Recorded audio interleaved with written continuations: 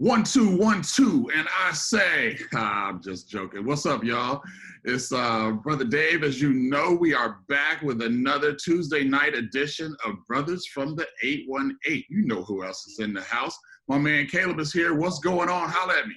What's up, Dave? How you doing, man? I'm loving the Kango and the glasses, man. You rep Yeah, it. man. Yeah, man. I had to pull out the hat. The glasses are new. I tried, my old specs. Even when I cleaned them, the lenses were so cracked I was seeing dirty. And it was really bad, man. I can't live like this. So I got some new ones, and everybody said they make me look younger. I don't know. I'm not even tripping off of that, if I'm gonna be honest.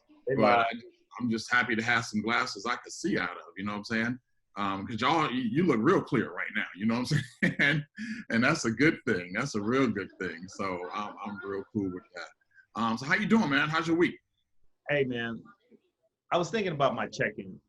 And so first, before I do that, congratulations. I heard that you successfully completed your core courses towards your EDD, man, at USC. So congratulations on that. Thank you, man. Thank you. I can't wait to call you Dr. Smith, man. I can't wait to do that. My week, I took a trip to the East Coast. I shot in the East Coast for about 5 days. The family, we're going to be socially conscious. We're going to go ahead and self-quarantine ourselves for a couple days just to make sure that anyone that comes around our sphere, we don't contaminate if we are asymptomatic. But, we're approaching August, man. August is just right around the corner. I'm looking forward to celebrating our birthday, right? It's going to be a celebration, man. It really is going to be a celebration. It's easy to kind of fall into the negative because of the pandemic, right? And kind of be pessimistic about everything, but I'm choosing to be optimistic. I'm choosing to look for the good in all things, right? And I don't know where I'm going to do it. I don't know what I'm going to do, but I'm certainly going to celebrate. How's your week, brother? Man, good. Things are busy as always. Thank you for the acknowledgement with that letter, man. So just so y'all know, I got an email from the college today that said, hey, you completed all your core work and essentially welcome to the program now. So it's like, so the last year and the last $30,000 didn't mean anything. That was just, getting past the everything. But, now the work begins as far as focusing on the dissertation and doing that. And I'm looking forward to that doctor title. Again, the doctor title, someone asked me in class the other day, they said, you want to go towards superintendency, right? And I'm like, yeah. They said, but you don't need it. You don't need to have the doctorate to be a superintendent. And so I gave them some explanation about why it's important to me. And then I said, plus, I go by Dasmy in a lot of circles. And I said, plus, Dr. Dasmy sounds so damn sexy. And so I was loving that. And they just cracked up or whatever. So a year and a half from now, we're going to be celebrating in a different way. I, too, am looking forward to August, man. I turned 50 2 weeks and 16 days, man. So 2 weeks and 2 days. So really looking forward to that. Gonna have a little drive-up celebration that's gonna be all day. So people can come through and hang a little bit and leave, and another crew will come through and hang a little bit and leave, and I can keep myself socially distanced and cool without people tracking through my house. So looking forward to that. Looking forward to seeing you in person there. And we're just gonna have a good time, and karaoke girl's gonna be there. So we might even get some of our masters of hip hop like we had last week to show up and throw one back with us. So speaking of last week, man, powerful episode. Yes. Powerful episode. Them brothers, those 5 brothers, man, they came with the come on, man. And I was like, I was just feeling like maybe I'm not as advanced in hip hop as I thought I was.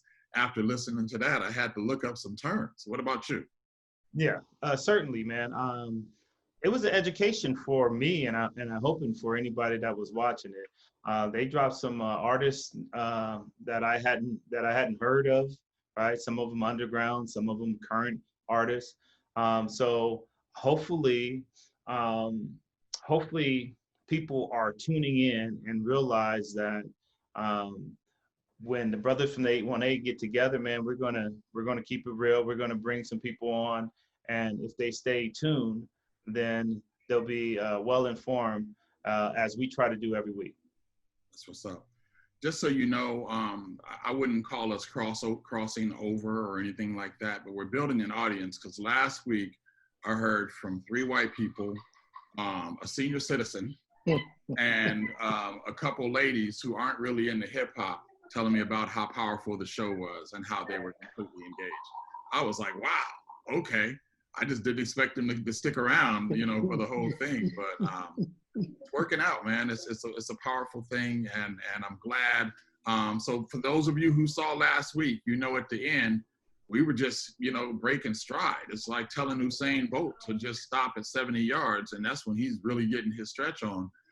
So we had to put a pin in it, and we're back for part 2. Let's do it again. State of Hip Hop. So we got some special guests in the house. Y'all all know them. Can y'all hear me? Y'all out there? Say what's up. What up? What up? Yeah. Hey, what's going on? All right. Back. We back. I know that could be a scary thought. Look at them. They all in there. The light is on. People's cameras is straight. That's what we're talking about. I'm loving this. We everybody already know you, so we're gonna start with you, OG Rock. Just take a couple seconds to reintroduce yourself to the folks, and we're just gonna go around the room. So we might have a couple people out there who didn't see the episode last week, and so introduce yourself to the people. Okay, so I am what you call super OG DJ OG Rock. Started doing hip hop around 1984, 85, really 85. I call it officially because that's when we started making money in hip hop officially as a DJ. But my name, I go by DJ OG Rock. Started off with LX Productions. We moved into our new production, which is Heat Productions, which has been going on literally for 35 years. So only thing that slowed us down is COVID. Still love the culture, still love the music. As we spoke a little bit about last week, it's definitely shifting. But again, our interest is still there. It's still a music that communicates to my heart. So very special, thing to me. That's what's up. Good to have you back, DJ OG Rock. Glad to be back. My main man, Verb's in the house. Verb's an action word. What's going on with you? Good, man. Happy to be back. Just another day back at it. Happy to be here. Let me tell a little something. I'm here again, Verb, representing Misfit Music and Media, Liberated Minds, from here to Europe to worldwide. We just ready to get it in. Ready for another good episode. I'm happy to be here for sure. Oh, it's gonna be a good episode, man. I already know it. I'm feeling that positive energy. Definitely, I'm ready. All right. Josh, what's going on, man? How you doing? I'm doing good, gentlemen. Pleasure and honor to be here again. Just a lover of hip hop, man, lover of the culture. Really enjoyed last week's podcast. I thought it was pretty amazing. So I'm just really excited to be here again, to be able to share this platform with you gentlemen. That's what's up. That's what's up. And last but definitely not least, the young man of the crew, we got Big Bad Racky. What's going on with you, man? Yes, sir. I've just been chilling. I enjoyed our last podcast. It was very cool.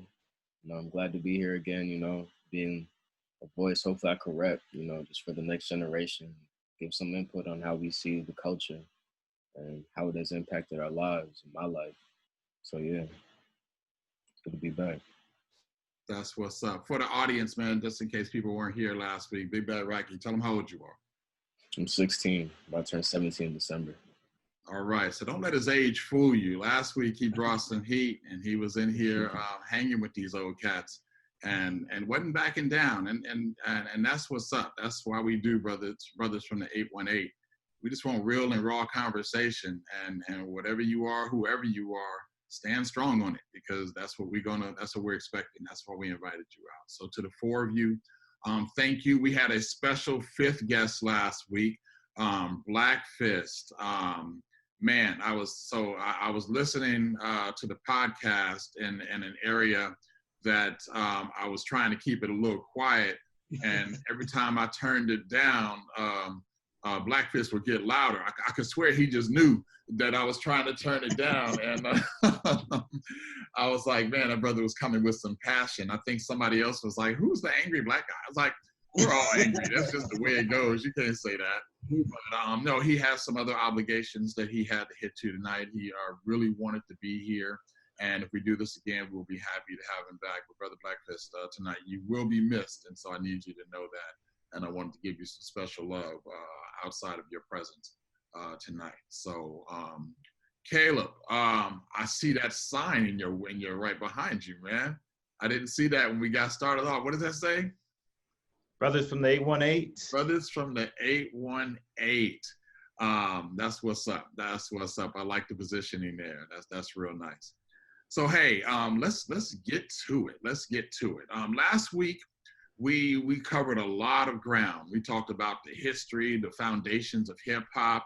You know, when'd you lay your first track? What was the song that's in the back of your head?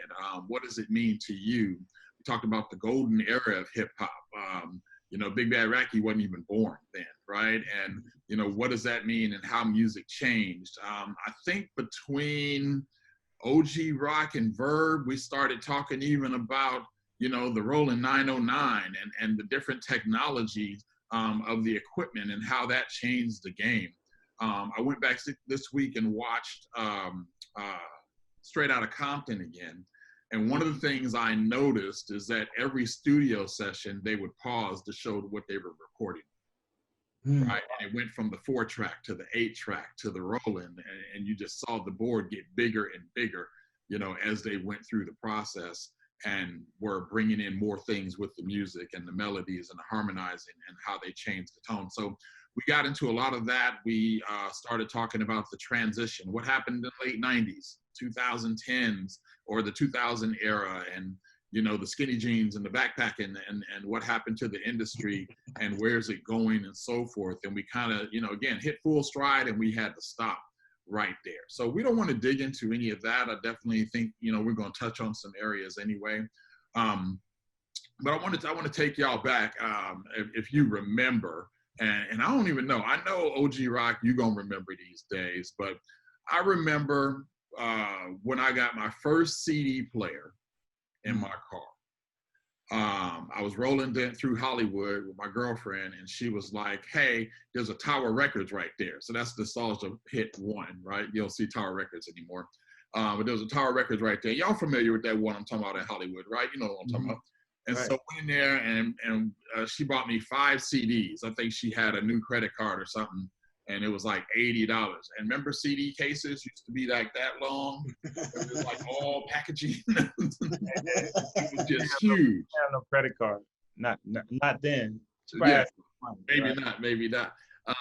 So, you know, I remember I had like a Heavy D one. I had something else. I think I had I don't even remember. It just goes back. But media has changed right now. So I'm gonna start with you, OG Rock, because I remember some of them old parties used to do on the block and back in the 80s. You know, I went to a couple of your sets, and we used to show up with the truck, and you pulled out crates of albums, and you had speakers, and you had 2 big briefcases with some techniques in them, and you had a mixing board. I mean, you had 600-700 pounds worth of gear just to do a show, right? Remember that? Yeah, of course. I mean, that's how. Let's talk about what do you bring to do a show right now? Now, well, at being older gentlemen now, you know, bringing the SL 1200s everywhere is not always. I mean, I love the turntables, but it's not always things to do. So, you know, I use my Serato and my little Apple laptop I have fired up over here. You know, that's pretty much how we can. I can put it this way. We can go do a show now out of the back of a Nissan, you know. So the speakers have changed, the equipment has changed. You know, Serato has been a godsend. That allows you to be able to manipulate the music digitally. on a format similar to CDJ, which I didn't enjoy, but allows you to get somewhat of the turntable effect to be able to play and still spin. You know, like I say, and when I still have time, I still load up the turntables, but it is a lot harder to do that. People don't really appreciate what you're doing on the vinyl anymore. All they care about is the music, you know, so. Right, right. Anybody else got an experience like that? Know a little something about how the medium of music delivery has changed?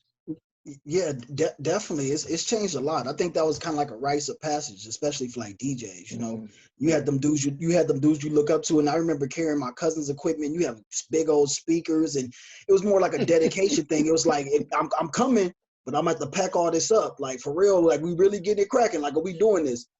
Now it's a little different though. Now it's like like you said with Serato, everything is compact, everything is digital now, you know, and that was, I remember the first time I got a actual record, like an actual vinyl record, and that was like crazy for me because it was like, wow, like I got a legit vinyl record for sale now. And now with Serato, like you can scratch up anything, like you can put everything's digitized, you know. And it changes the DJ game. I remember, you know, like on House Party 1 with Bilal, when they went and picked them up with the equipment and everything, and this stuff is getting all scratched up because they're trying to have a party. But that's really what it was like. So I remember that. I remember a fight to break out, but the DJ really couldn't go nowhere because they couldn't leave their equipment. Everybody didn't laugh. He like, man, I'm over here trying to pack my stuff up and y'all didn't left me. Nobody brought me no food. But that was like the dedication. Man. That was that dedication side of it. You get what I know you feel me, Rob. Oh yeah, I can tell you stories after stories, Right? but like we won't get into that. Like I say, Right? maybe You some can't work leave. folk DJ watching. can't leave. No, DJ's gonna be there. We in it for the You you know can't to go win it. nowhere. So A whole no. party then got shot up or something. Somebody coming there crazy, and you can't. I gotta stick with my equipment, man. I'm just gonna hide in the closet until it's over. I'll just give you a quick anecdotal story. Some years ago, we ended up doing a party in LA for basically the Hoovers, you know, right? And we were there, and there was a literal run by prior to me DJing, right? So I'm watching this guy shoot at another guy, bullets bouncing off the pavement as I'm carrying speakers. And I said, oh, okay, right? And they pretty much said, hey, man, you are a DJ. Don't worry about it. We got you protected. And they came out with more guns than the U.S. military, and we got out that night. But I also knew I couldn't leave until the job was done. So, you know, it's all good. One thing I did want to mention, talk about medium, David brought up something a little earlier, talking about records, Tower Records. So that's when I first became a DJ. We used to do a lot of shopping out there, looking for mostly records. Like, so I really didn't get into CDs. Only when I was forced to use them. But interesting enough, Tower Ventura was the last. Well, I was in Tower Ventura shopping for some records, and as I was in there, I ran into Eazy-E, and this is maybe about a month before he passed. So I'm standing in the aisle and I'm going through and I'm looking for some, I think, Cameo or whatever, you know, and I'm going through the latest stuff. And he's like, hey, man, what are you looking for? And I told him, I said, I'm looking for some Cameo, this, that came out, that came out. And he said, you know what I'm looking for? He goes, I'm looking for, actually it was a Britney Spears record called 3. And he says, I'm looking for, I think it was 3, or one of her records. He said, if I can figure out how to promote this music, I'm going to be a multi-millionaire. So he was already thinking about changing the game. It was like he was thinking beyond what rap music or what he was delivering out there. He was trying to figure out, how do I capture these people, this so-called pop music, these, you know, people want to be popular. They're singing the songs are basically black-based tracks, but they go multimedia, they go mass, I would say viral nowadays, they go worldwide or whatever. He was trying to figure out, how do I take that and blow my company up and blow my sound up? So that's what he was actually in there looking for, you know, and he was looking sick at that time. But that was the last time that I literally saw that guy, was there at that Tower Ventura. You know, I think you've been in my email, OG Rock, because you're touching on some areas that I really want to talk about tonight. So we're gonna put a pin there because I want to come back to that. I want to give Josh and Raki a chance to got any experience or any thoughts about, you know, the old school delivery, the old school medium of music? Me personally, I will agree that a lot of things have changed. Like, especially now, because I'm a producer. I remember, you know, MPCs used to be very big, but now everything is completely digitalized. You can make a beat right here on your computer anywhere. You can carry it on the plane, you can carry it in the classroom. I even know like sometimes during school at lunch, I just pull out my computer and then hook up a beat right there. Like it's easy, it's portable. It's just right there. Everything is in a compact space. And even with like CDs, I feel like CDs right now are dead. Like a lot of people don't use it anymore. Everything is gone digital. You have to stream music now. Because I used to burn CDs too when I first started rapping, and with my friends, we used to put our songs on little CDs and I used to give it to them. But now everything is completely digital. You gotta go on Spotify or SoundCloud if you want to hear some music nowadays. So things have changed. Things are gonna continue to change, I feel like. So yeah. Absolutely. Absolutely. Caleb, you remember some of them days back there with the, I'm bringing up our history again. Caleb had a series of tapes that just, again, we was taping stuff off the radio for the most part, right? And so when we made mixtapes back in the 80s, you'd really have the recorder on pause, waiting for that right song to come on. Anybody remember what that's like? Of course. Hey, So hey, you're gonna stop talking about my history, man. You're gonna stop bringing up my history. I wanted to say something. I see Josh leaned in, but let me say something. You know, my VA claim, y'all know I've been in the military. My VA claim is for my back, but I think my back injury really started carrying crates for Rocky, man. And Fake news. right, carry crates, man. He did a party at my house, man, and I'm carrying crates from the front to the back, man. I'm like, it has to be an easier way. And he never came with a dolly or anything like that, man, because you couldn't back because you was concerned about smashing the vinyls. Anyways, man, Rock, man, you getting shot up out on Hoover. You need hazardous pay attached to DJing, man. That's real talk. And you mentioned Eazy-E. I met Eazy-E at CSUN. He was at the Black Union, and he did a party. He was just kind of hanging out, and I was like, man, I was kind of like starstruck, right? I didn't go up to him, but I was like, that's easy right there, right? Kind of how, Dave, you and I ran into Run when we were in New York City, right? I was like, I can't believe like this is a legend in front of me, right? And so I'm surprised that you recognize that, in hindsight, you're like, man, he wasn't doing well. When I saw him, he looked like he was doing all right. But you're talking about a legend there.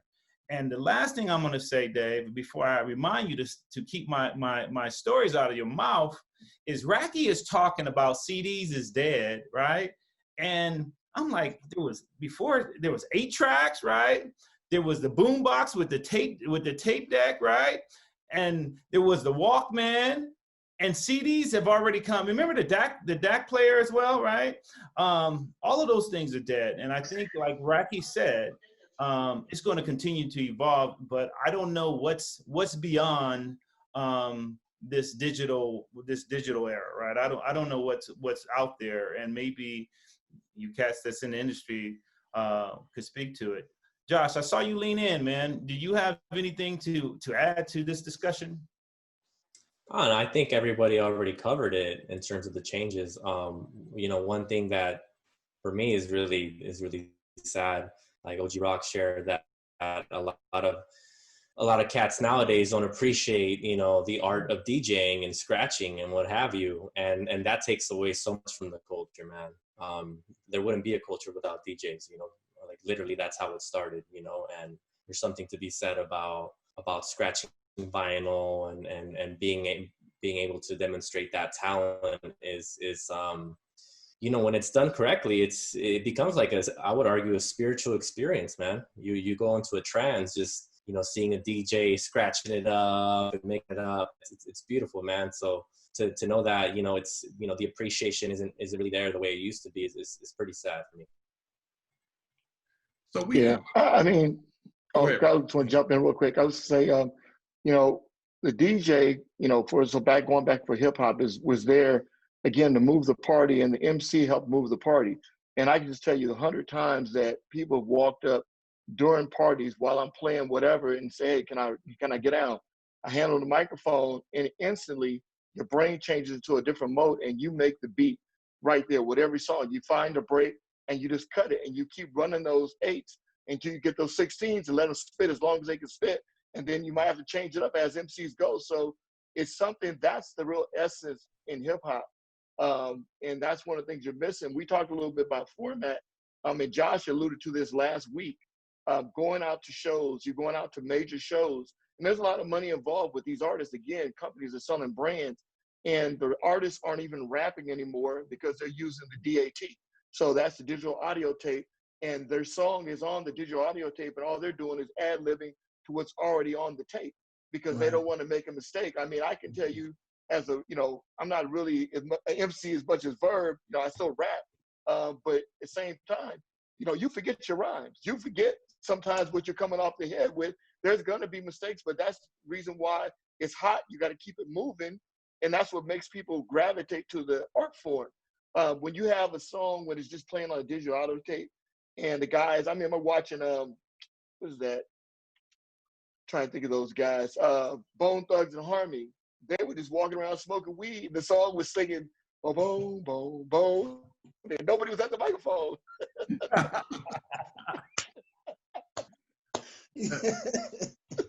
Brings a new meaning to one mic. They had no mic. They didn't even need it. Play They're the walking off talking to girls. Yeah. So Talking to girls still rapping.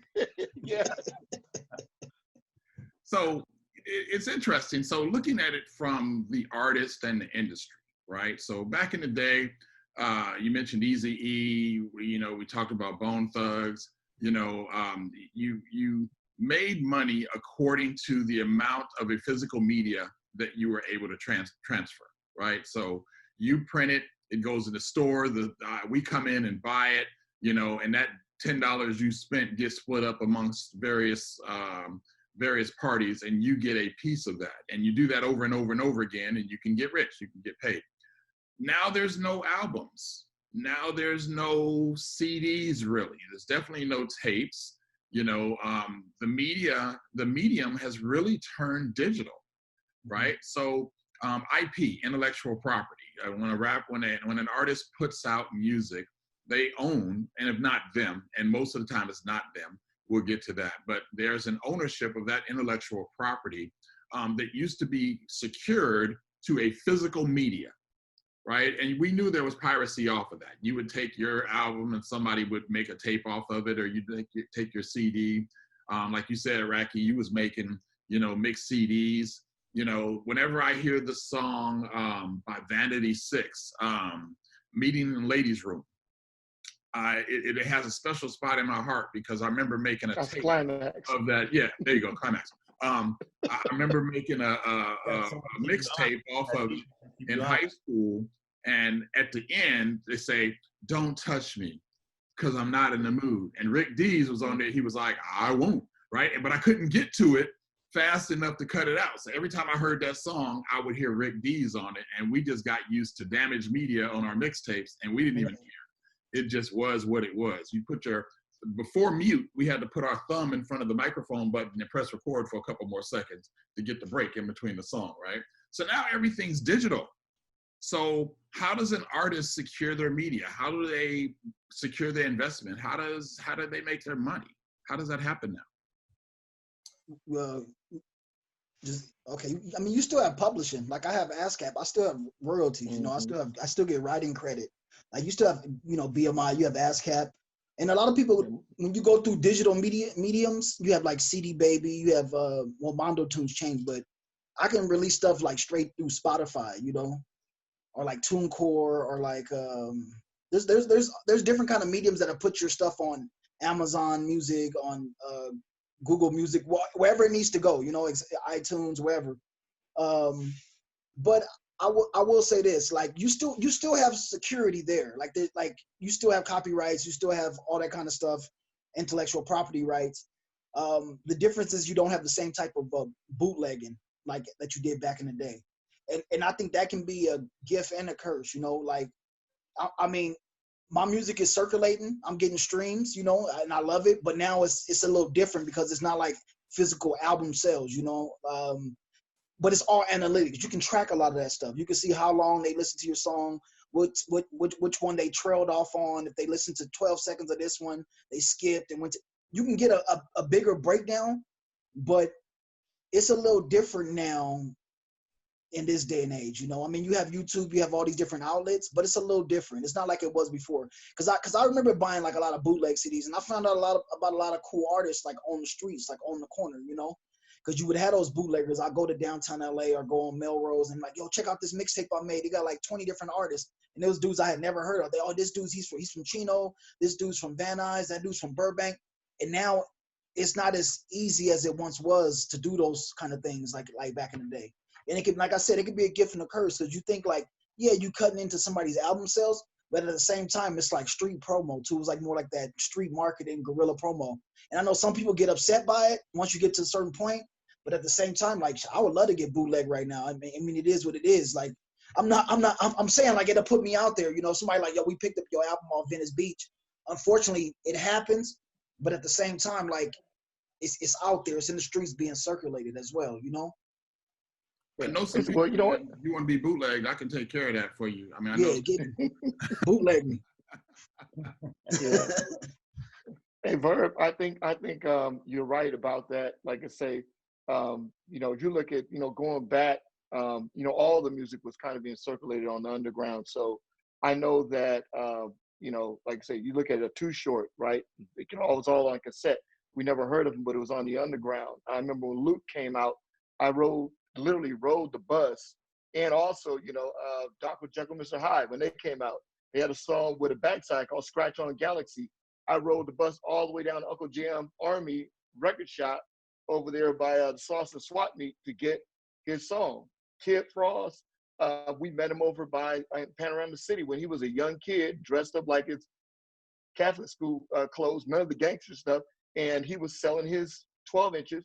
And he had his first, you know, little basically 12-inch. And I bought his 12-inch off him. He's like, hey, man, support my music. Okay. A couple years later, the kid comes out with La Raza, you know. Ice-T, we got his music the same way. So I think it serves to that promotion. One of the things I do want to touch on, though, in fact, if we don't, media has changed. You know, streams are great. That's really something kind of promoted, innovated by Prince, who really changed the music game. But think about this. The fact that we don't own anything, I think is kind of criminal. The fact that, you know, when you buy a book from the store, you own that book, and that book has your attention. You can put it on the shelf, you can share it with your friends, and it becomes a conversation piece. But mainly it holds your attention, and music is emotional. So when you got in that car and you put that tape in the deck, you listen to that tape from wherever you went, and that tape or that CD became a part of you, right? And you internalize it. When the music format changed to streams, people have no attention span anymore. So they're not going to wait to hear what you're really saying. If they don't like one thing about it, they're going to flip to the next track, the next track, the next track, the next track. And then they never internalize your emotion, the thought, the process, everything that went into to make those songs. So again, you know, we're breaking ourselves down by disseminating the media. I know I prefer to own. So everything I download for DJing, I make sure I own it. I have to own it because I cannot allow, you know, if I'm DJing somewhere, somebody walking in from the RS, you know, see that's tracking music to say, hey, do you own this song? Heck yeah, I own this song. And I'm gonna play it for the rest of my life. I'm gonna keep making money off of that song forever, you know. So it's a tricky thing between the artist and the DJ and the people trying to get promotion. But I think physical media is still the best out of everything. Hey, Verb, man, I got a question, man. When you were talking about you could put some music on Spotify. I'm still confused, but let me remind you, man, and everybody that does listen, I'm an old cat, man. I don't know how people make money on YouTube, and I definitely don't know how people make money on Spotify. So how are you getting paid? And after you explain it, I'm gonna toss to the Racky because I know that he just released an album as well, and I want to know how you guys get paid. Okay, so So basically, like you have a tax ID number. It's the same kind of way. Like you have a composer society. Like I can find my royalties. Like I can go online and look at the songs that are published under my rap name, as far as my government and my rap name. Spotify keeps track of all those plays, and then they'll cut you a check. It's like quarterly. I think it's like every 4 months or something like that. Every 3 to 4 months. But 3 months. So my son gets paid every 3 months. Every 3 months, right? Yeah. So they'll cut you a check based on it. But it's a tricky game, man. Cause like even the album that we got, how many streams is it per album sale? I think it's 1,000 streams per album sale or something like that, or 2,000 counts as an album. Like 1,000, yeah.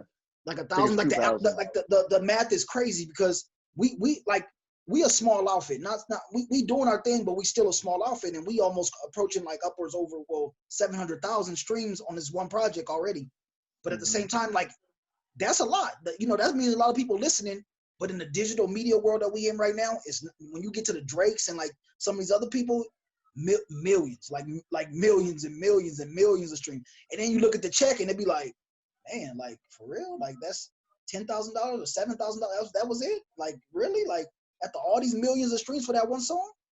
Right. And so all of those streams are all of those mediums are writing you a check. So YouTube will write you a check, Spotify will write you a check, Apple Music will write you a check, and you just sitting back collecting checks at that point.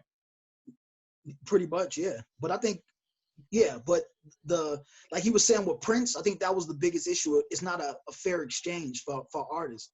Like it's not a fair exchange. Like the digital world is not a fair exchange. And a lot of times I got homeboys that got music, but they don't even own the rights to their own music. So it's not like they can just sell music on the streets. Like they can get in trouble for it.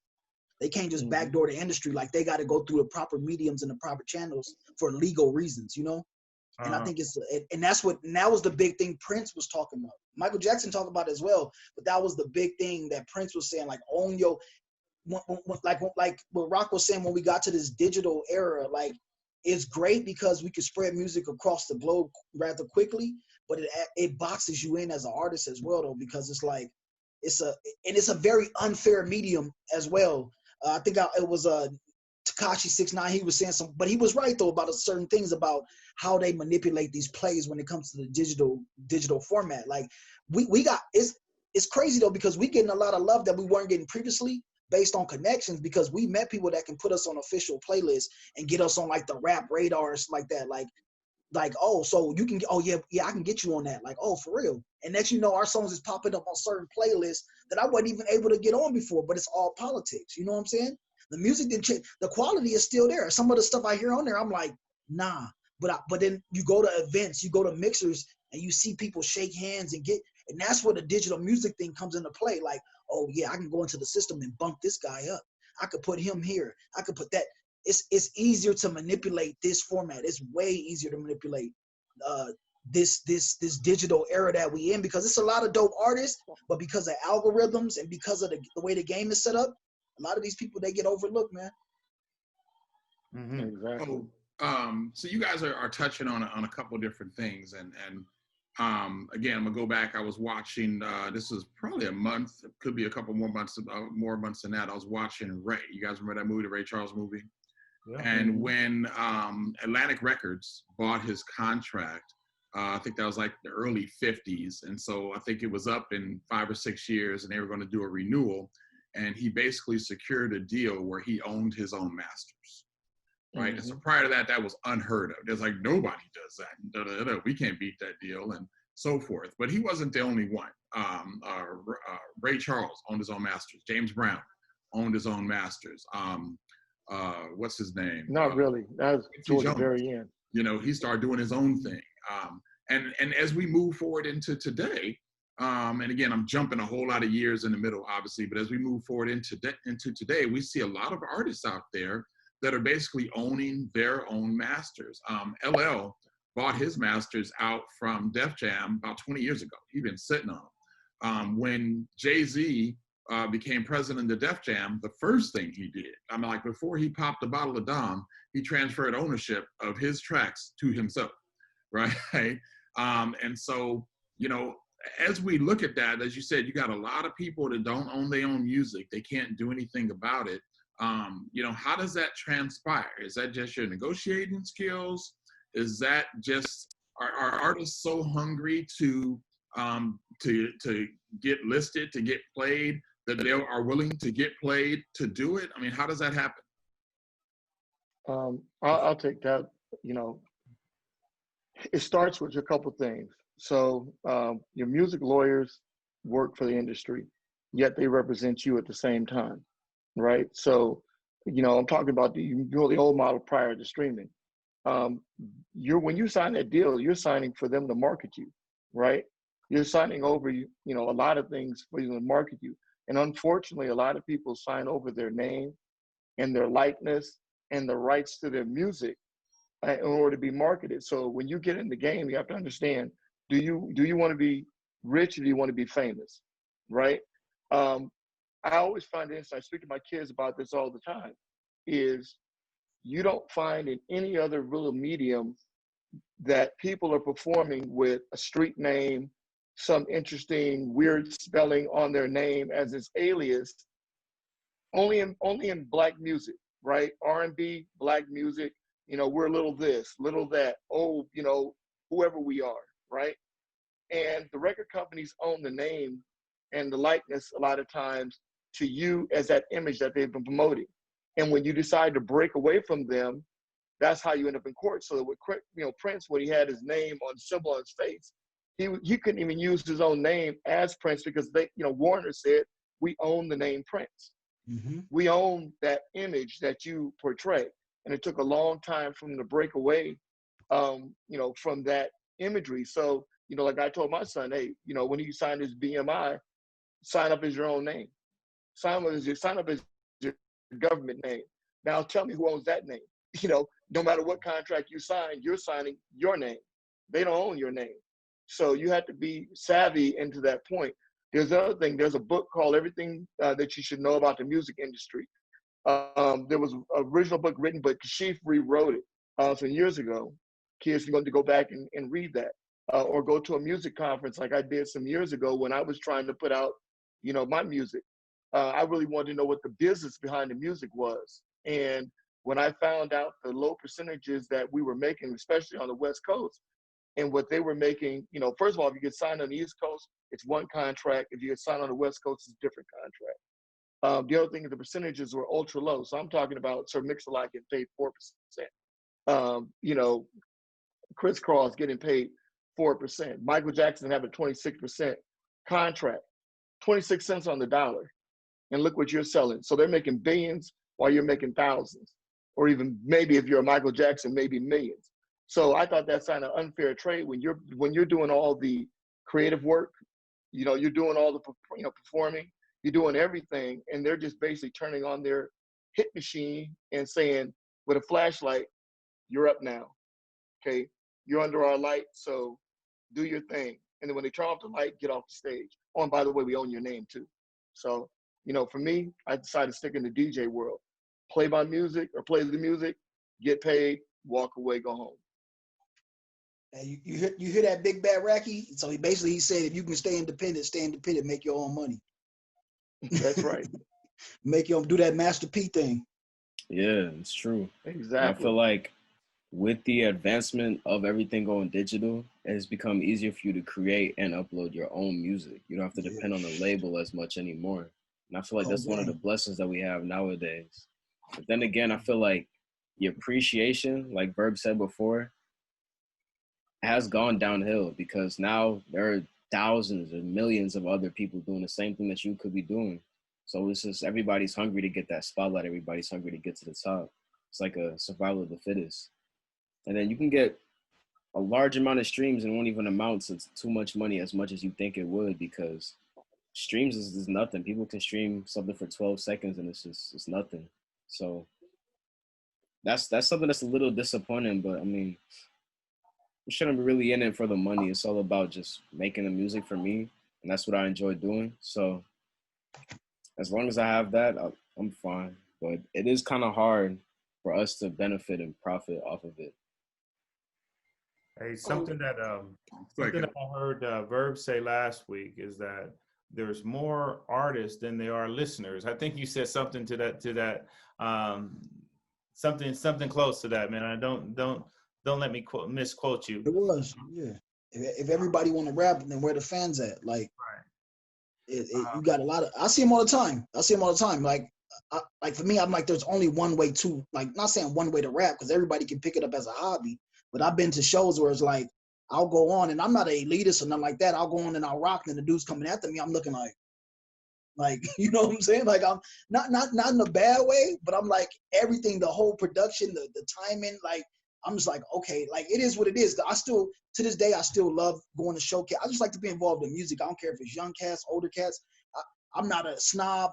You know, you ain't got to, if you put me on first, it is what it is. You put me on last, I'm good either way. It depends on the event. But I'm like, they're like, oh, you know, I just started doing this a month ago. I'm looking like, my homeboy wanted me to rap on this, so I did it. I'm like, there's a certain amount of confidence or there's a self-awareness that, like, I'm coming in here and there's real spitters in here. Like, I got to come correct or don't come at all. Like, I'm a fan of music also, but I am an artist, but I'm a fan of music. So there's no way I'm going to be, I just want to rap and I just want to do this, so let me just do it. And it's not enough people to just say, hey, like, chill, get your bars up and then do what you do. But just listen, sit back, listen to the, there needs to, it's tiers to it. It's levels to the game. And in this era, like, a lot of people that they jump in too many steps ahead as far as they now had the fundamentals. So I wanted to ask Josh a question. Josh, I know you follow the underground, and almost every time we talk hip hop, you talk about the underground. As underground artists, are they concerned about this money dynamic, this Spotify and Apple Music? Is that something that they focus on, or is it just about making the music and rocking the beats? Well, I think that depends, you know, if you're talking to artists that are trying to make a living off of their music, then obviously, you know, that is an issue. I wanted to speak about, you know, other ways that I see that some of these artists are making money, right? I think, like we've already said, the whole digital era kind of changed the game in terms of like record sales. But I think what has happened since, or what I see is, you know, a lot of artists, whether we're talking about underground or, you know, even these mainstream cats, they really make a lot of their money off, you know, ticket sales, of actually like live performances, right? People, they create a following and people pay money to go see them, right? So they'll get a cut from these ticket sales. Merchandise is big too. That's where a lot of these artists, you know, on the underground make their money, making t-shirts, stickers, lighters, what have you. That's big. Artists also make money off, you know, just being featured on work, collabing with another artist. Sometimes, especially, you know, these big name artists, you know, if you wanted to collaborate with them, if you want them on one of your tracks, you know, odds are you're going to have to, you know, break some bread to get them to work with you. It's not just a matter of, yeah, I'm going to do you a solid and I'm going to do this for free. In terms of, you know, like we talk about streaming, when we were talking about YouTube, it made me think about how some of these, you know, underground cats that I know, you know, they make their money off their following. Like, you know, they have a big following on YouTube, right? And based on that following, you know, they're making money from advertisements, right? Because if you have X amount of followers, now, you know, you're going to have advertisements run through your YouTube channel, and you're going to get some money from that. So there's definitely different ways that some of these artists make money. Some of these artists, you know, go beyond hip hop. You know, some of these cats, you know, they'll do stuff on television, right? They might, you know, do a voiceover on a cartoon or what have you, right? Some of these big time artists, like the Jay-Z's of the world, you know, they invest their money and they'll start like their own brand of alcohol or what have you, you know, smart water and things like that. So they're you know, they're diversifying their portfolio, so to speak. It's you no longer can really depend on just making a living based off record sales. You have to diversify. You have to make the money from live performances, from merchandise, from investing, from collabing, and what have you. You mean that's just what it is nowadays. I think that this whole pandemic the fact that people aren't able to rock live shows right now, I think a lot of these artists are feeling it, because, you know, that revenue is not coming in, right? Where they were counting on doing these tours, whether it was local, you know, or across the country, or sometimes some of these cats, you know, obviously perform across the world, and right now they're not able to do that. So they're definitely hurting because of that. So I'm gonna throw out a couple questions. One, we need some definitions, and it's not because I don't understand. I just got tired of explaining last week. So Rock, you mentioned keep spinning those 8s and make some 16s so that they can, you know, get into it and keep their flow going a little longer. What does that mean? Okay, so basically the bottom line is most rappers are going to spit a 16-bar verse, right? So I'm cutting every 8 bars or every 8 beats, you know, so I can, you know, boom, you know, beatbox it out. But bottom line is this: I'm playing the bridge of the song. The standard bridge of the song is about 8 bars, right? If you listen to R&B song, it could be up to 16. But again, my thing is I'm just playing the bridge. And that's, you know, I kind of alluded this back again to it, you know, with James Brown. When James Brown music changes, so when it gets to the stuff that we really, truly love, the Payback, you know, Get on the Good Foot, all the funky stuff, when Bootsy gets in with him, and all funk music kind of starts from back then, George Clinton, back when he was hanging out with James Brown. That whole theory of the one is they said, okay, forget about the rest of that song. If everybody just grooving to the bridge, we gonna just play the bridge, right? So you get a song like, you know, wanna have a funky good time in that dun dun dun dun dun. That's the bridge. That's the bridge of the song, but they're just playing that extended, and that becomes a song. When you look at, you know, Parliament Funkadelic, you can really see that Needy. These are the bridges of records, and they have an extended idea based on the bridge of a record. And as a DJ, that's what you're playing is the break. Because before, remember, there was no instrumental. You got to make the instrumental on the spot. And so you'll find a spot where there's no words. And like if Verb started rapping, I'm going to start cutting that. And I'm trying to make sure I'm cutting because I don't want to throw him off because, like I say, we fail together. So I'm not ever trying to throw the MC off. I'm trying to keep him hyped. So, you know, if that song is wearing out, I cut the next thing in, you know, break it down, cut the next thing in. And that keeps them vibing. And like I said, the show is live. I know Josh talked a little bit about this as well. And Verb, you guys are live MCs where you guys just go up and rip right there on the stage. Man, see, that's the thing that's going to bring hip hop a little bit more back. Like, so we love the stage shows. I mean, I love, you know, all the artists that are out now, they're primarily studio artists, and not a lot of people out there really that are popular that are really bringing the game that way. But the more that we see people that are able to bring that excitement, the more this medium will bring the soul back to it, because we've lost our soul. Is what's that? You know, back in the mid '90s, there was this group called Face and the CAL. And, yes. Out of the 818-91331. And I remember they had this song called The Circle.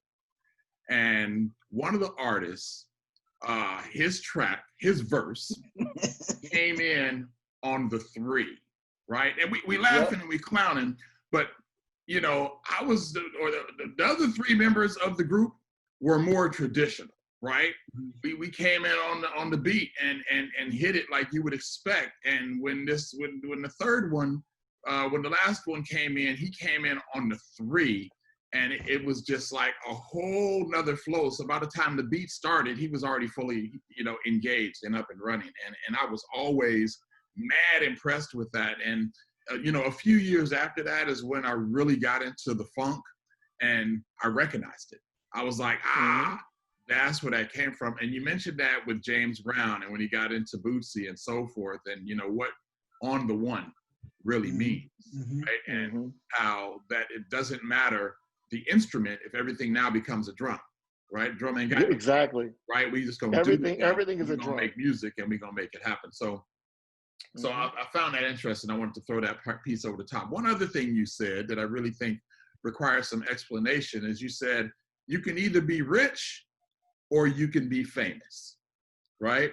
Now, Biggie said that, to get out, you need a wicked jump shot or you could sell the crack rock, right? And music was his avenue out, but he was chasing a dollar, right? And so the majority of our mainstream artists out there that we look to are rich, filthy rich, right? They got the type of money that we would just like to have, right? And so if I don't that's know our about that. motivation, if that's our motivation, how do we explain that statement that you just said, that you can either be famous or you can be rich? Why can't you be both, or how do you get to be either? I guess what I'm saying is this. People who get into the music game just basically to be seen. Okay, so in hip hop, obviously we have an image that we support.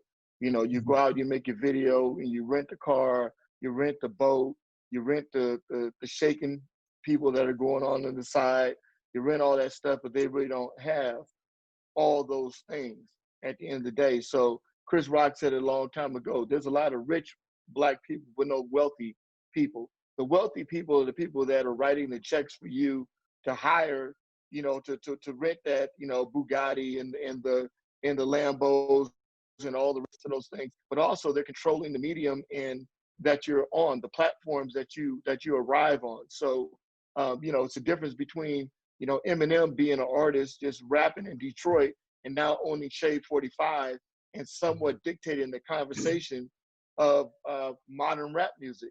It's a whole different thing. With Dre, is translated that into Dre Beats, not so much influencing the music anymore, but he's using his name in a different way. In the early days, the only way that you can, as an artist, what you were signing up for was the light. Reason why I say rich or famous is this. The music, like I wish Blackfist was on here now, but the music that I was rapping and had to do a lot more with the social conscious of what was going on in the street, right? So I can really care less about the spotlight.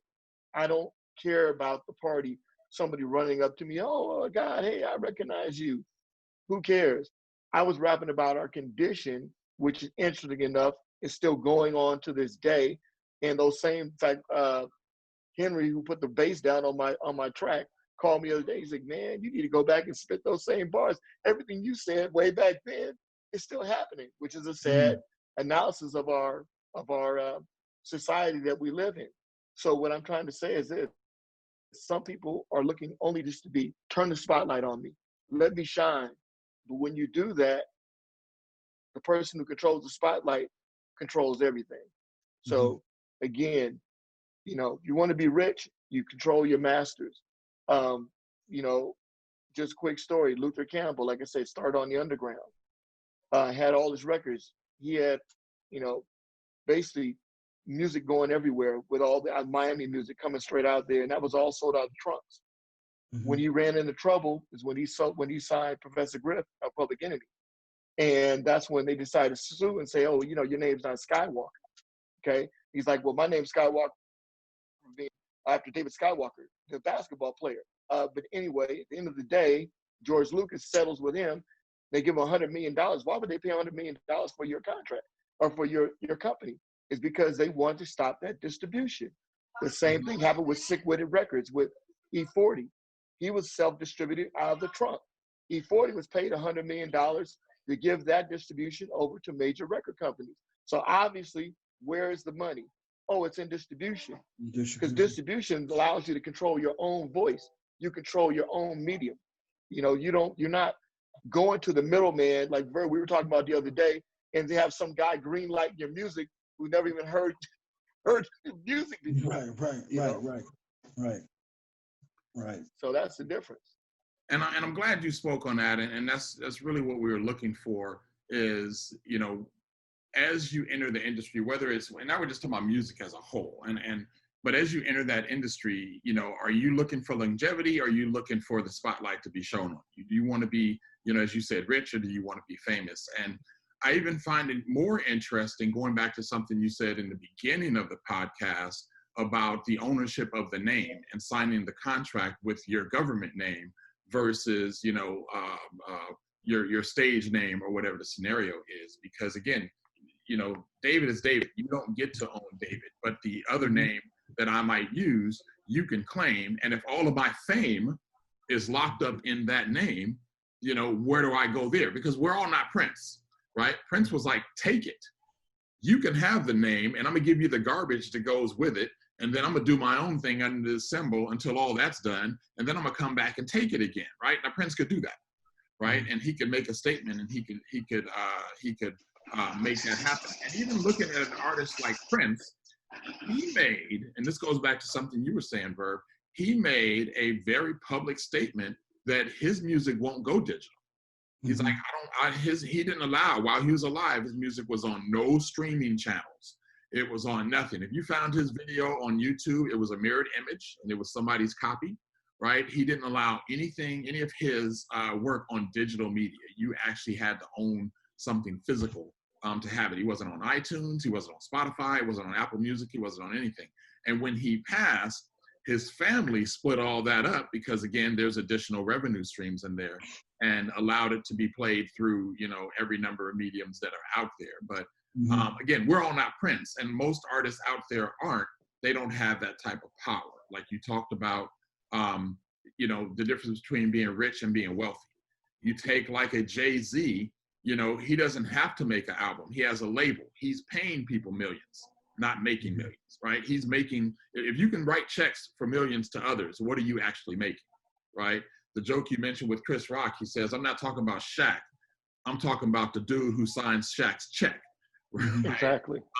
Because you look at Rich, you look at Shaq, and you're like, man, he's filthy rich. Yeah, but what about the dude that signs his check? What kind of money he making? That's who we want. And he's in the shadows. You don't even know who he is. You wouldn't recognize him at the grocery store.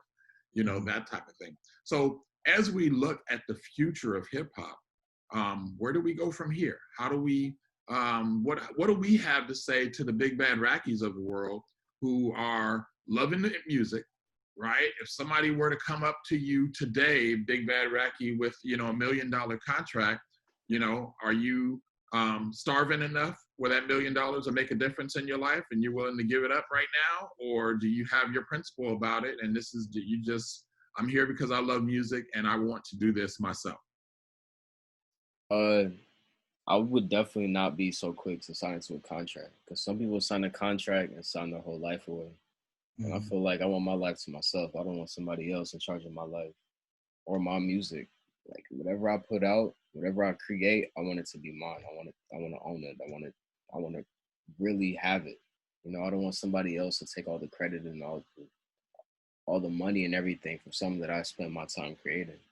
So I know some people see that $1 million deal and just take it quick and easy.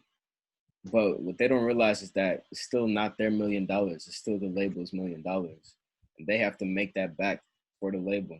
So really and truly, you just gotta, there's always a way. If you want it, it's gonna come to you. But I wouldn't sign that $1 million contract deal just right off rips. It's definitely gotta be more to it. Verb, I feel like you could do, Verb or Josh, both of you guys, actually the three of you have recent releases of media out there. Let's talk about that for a second, because like you said, that $1 million isn't really your million. You are holding on to it for someone else, and until they make their money back, plus they own you. How does that make you feel as an artist? How does that make you, do you feel like you're the puppet on the string? Are you completely sidetracking that so you have complete access and unlimited rights to what you do, or have you found yourself already falling into that trap? No, you can fall into that trap rather easy. I know a few people that had deals and got to the point where they couldn't even really do features with other people. Everything had to get cleared through the label. So even when I had other partners send them beats, it was like, oh, that's not the direction of the album. You can put it out on a mixtape, but that can't go on the album. We got an in-house producer, like an approved list. You pick from these beats. You got to go this way. This is what we want you to wear. This is how we want it to sound. So you lose a little bit of that. And like, especially with the young artists, they had them with 360 deals. So like before the artists can even make any money, they already in the hole, you know? My advice, like I say, like right now we do everything ourselves. Like everything in my camp, all the beats, all the rhymes, all the videos, everything is in-house. you know, but we have those skills to be able to do that. And there's things that we picked up along the way. We're a little older than a lot of these young cats, 16 and 17-year-old trying to come in, you know. And I tell a lot of people, I said it's dope to do music and that's dope, but that's your one revenue stream. But man, you can get you YouTube, you can get a Twitch account, you can try to figure out how to pull different money from different places as opposed to signing a bad record deal. Like, do shows. Like, you got cats out here getting 10 grand a show, 15 grand, sometimes 20 grand a show. Do shows here. Have your Twitch streaming here. Get with some video game cats here. Get with some digital media cartoon illustrator cats over here. Like, it's so much different things that you can do. So that way you're not putting yourself in a hole for 3 or 4 albums. You stuck to this label tied to them, because they'll put you on the shelf. I've seen it happen where dudes, you just a tax write-off. You just sitting on the label, not doing nothing. You going to all the parties, you hanging out, you featured in videos, but then you ask them, you saying, well, hey, like when your stuff go drop? Okay, well, this quarter everything's like lined up, this, so it's gonna come out next quarter roll around. Oh, well, you know, they gonna push it back and do it. It's like, bro, like it's been 2 years going on and you ain't putting no new music out, like officially. Oh, but they got me a spot on somebody else's album. Okay, that's cool. You got a couple features here and there, but like, when is your album coming out? Like, it ain't coming out. It ain't coming out. It probably could never come out, right? You just you sitting on there as a tax write-off, and it's a game, man. It's like this. It's like when people know that you're a free agent, they know you moving units, especially independent, like in the underground, and they start trying to holler at you. And somebody will scoop you up just so somebody else can't scoop you up. You know what I'm saying? So that's why when they say, "Oh, I'm talking to so and so," it's like, well, dude, you might want to just stick with your guns. Like, a prime example is like a Mac Miller or something like that. You know, Mac Miller was pretty smart the way he was doing things. Even the same thing with like Nipsey Hussle. Like, they had like little partnership deals here and there, but it wasn't like I was gonna be indebted to you for my whole career. Like, because then you see those situations when you be like, man, that artist was hot for like the first 2 years and then he like disappeared. So, it's the same thing like you said about the name change stuff. The same thing happened with Common, like back when his first album came out. Or like his first or second, because he used to be Common Sense before, then he had to change it to Common because he had a label situation. You know, and it does happen, and people have fallen out. Same, we can go back with Eazy, go back to Suge Knight, Death Row. They had people locked in when cats was scared to say something. You over there sitting over there, you couldn't say that, you would go get knocked out. Yeah, absolutely. I mean, unfortunately, that has been going on for a long time. And that's a scary thing. And I'll tell you this right here.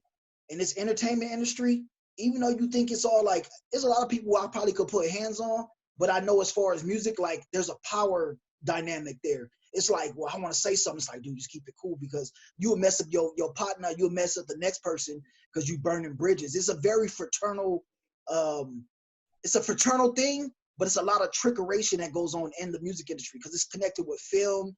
You got connected with the producers, and I done seen people get blacklisted. That's what I'm saying. So like, I might do something and it mess my homeboy up. So it's like, dude, it's a lot of politics, a very tricky game. So for the young folks, I would tell them, if you can do things independently without getting involved in this game, because it's a lot of people, OGs, they'll manipulate you and have you messed up, you know? So Big Bad Racky, protect your stuff, brother. Like, if you can put out your own music, and even if you can get your family or some of your peoples behind you, do it that way. It might seem like it's taking a little longer, but I'm telling you, you'll feel so much better about what you're doing in the long run. I guarantee you.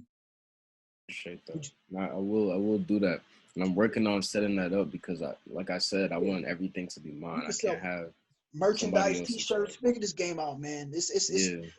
Protect yourself legally, and then your consciousness, your spiritual, like all that. Protect all that, because it's a cold game, man. It's a real raw game. Yes, it is. True. Yeah, it's a very, very raw game. People need to. I was gonna say, people need to learn the business of music. So that's the end of the day. Music is a business, and like anything else, you're there to help yourself as well as you might make some profits for other people. There's nothing wrong with making some profits for other people, but at the end of the day, if you're not able to live, and you shouldn't die broke if you're trying to survive as an artist. You should be able to put something in your pocket, and you have to have good representation. And now things are changing. Like I say, people are coming in with negotiating power. 50 Cent, when he had his mixtape out, he came in with negotiating power because he had so many mixtapes on the underground, he was able to come in with a position of power. There's a lot of people that have been able to do that because they've been able to sustain themselves outside of the traditional music format, and they came in with negotiating power. But if they're just starting again, you know, it starts with owning your songs. Jay-Z was smart about one thing. I don't think you can find very many songs that Jay-Z performed on. I'm not a big Jay-Z fan, you know. But again, how many songs did he perform to that had samples in them? You know, a lot of the music was original music. So again, you know, if you're coming out and you are sampling somebody else's songs, you're paying for that sample, paying for the royalties, paying for all that. And again, the original owner of that master can shut that music down at any point. If you're coming out like Racky, you know, you got your, you know, I got my MPC, I'm looking at it right now. You can make your own music, right? And you publish that music, you own the rights to that music, you spit your bars over that music. If you come in a partnership with somebody, you're able to sign on that, you still own your piece of the music. Mm-hmm. And if you decide and let somebody basically blow you up or market for you, you can, you know, negotiate the terms of that deal. You know, so it's really about, we have to be a little bit more savvy in what we're doing so we can own our productions from front to back. You know, I heard about labels or artists signing under labels and getting advancements and getting cars and getting houses and the gold chains and the clothing. But that was the label's house. That was the label's car. It wasn't there. They had to work to actually get that, right? Or if their albums didn't sell, if they didn't pay it off through album sales and concerts, that gold chain wasn't theirs to keep. And so I don't know if that's true, but because how you guys just kind of broke it down and educated us tonight about how cold the game is, I believe that, you know, some of these artists living in some of these homes, especially 15 years ago, you know, that was Capitol Records house, and they were just letting you live in it. Right. But you real quick, but you get how it happens though. You know, if you like I said last time, I said, you know, me coming up rapping, I went through the gauntlet, you know, like I did my military time and all that. But if somebody would came to me at 17, 18, not knowing any better, I might have been like, okay, well, I want to rap. And you put all my people I look up to in front of me, and I'm looking, you let me come to the party a little bit. It's like that. That's what I said. It's that power dynamic. You say, well, you know, you can get you a little, we got an extra room here if you want to stay here. And you like, oh, I'm over here. And then 2 doors down is another rapper that I look up to. And I'm on the road with them. And you put me you get me with a chain. I'm driving cars.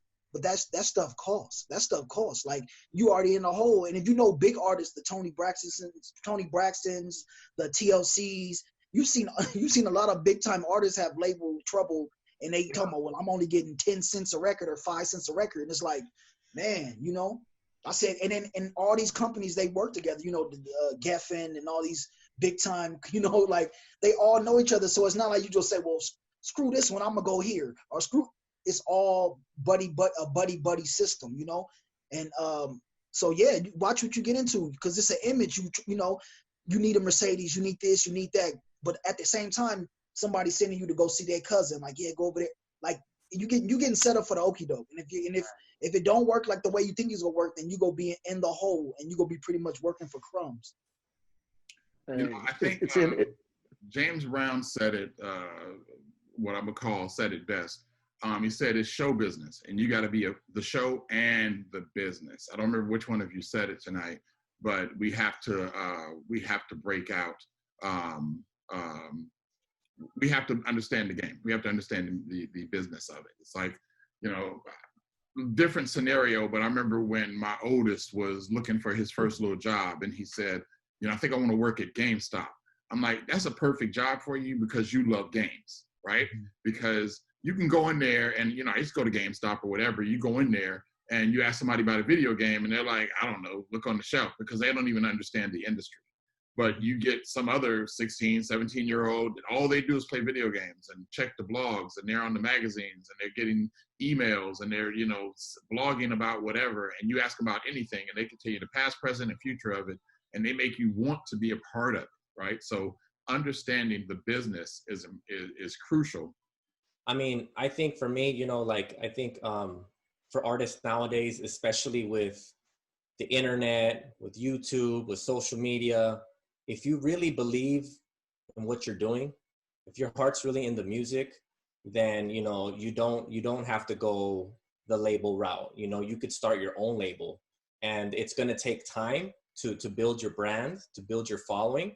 But in the long run, it's you can make not only a living off of it, you can make a killing off of it. If you play it if you play it smart, and you don't have to worry about, like we've already said, people trying to filter your music, control your creativity, right? Or force you into some sort of box that, you need to do this and you need to work with this person and what have you. To me, like, I look at Tech-N9ne, and he's like the perfect example, man. This cat created his own independent record label, Strange Music Inc., and it's arguably the largest independent record label in the world, man. This guy's a multimillionaire. He has all types of other extremely talented artists on his label, and he built it from the ground up. It took a long time, but he don't owe anyone anything. He did things his way, and I mean, to me, that's like, the blueprint for success. Not everyone's gonna have that success story. It takes the talent, it takes the drive, it takes all the sacrifice and believing in yourself when no one else believes in you, and putting in all that work. But if you're really about it, man, especially nowadays, the game has changed, man. If we were talking about in the 80s or 90s, pre .com boom and what have you, it was really hard to put yourself out there. But nowadays, it's like, man, anyone could put themselves out there. So if your heart's really in it, man, and you believe what you're doing, like, why not take a chance on yourself? I don't think you'll regret it. I appreciate those words, Josh, and I think that goes for anything. If you can believe in yourself, realize that it ain't chess, it ain't checkers, it's chess, right? It's a long game, but you can stick with that long game and make all your dreams come true. You just got to make the right moves and be intentional about those moves, right? So, Racky, Big Bad Racky, you're blessed, young man. You sitting here and you're getting some wisdom from 3 seasoned cats in the industry, on both sides, and really all 3 sides, if you look at the business aspect of it as well. And so you're getting some real nuggets of wisdom right now. And I think you know that. So I'm not trying to school you on anything. But in fairness, I think a lot of your opposition for where you would like to go is going to come from cats just like these, who are going to be more interested in holding you back and schooling you than giving you pathways to succeed. What do you want to say to them? Because, I would really like to hear what you want to say to these cats, but these cats have been encouraging you.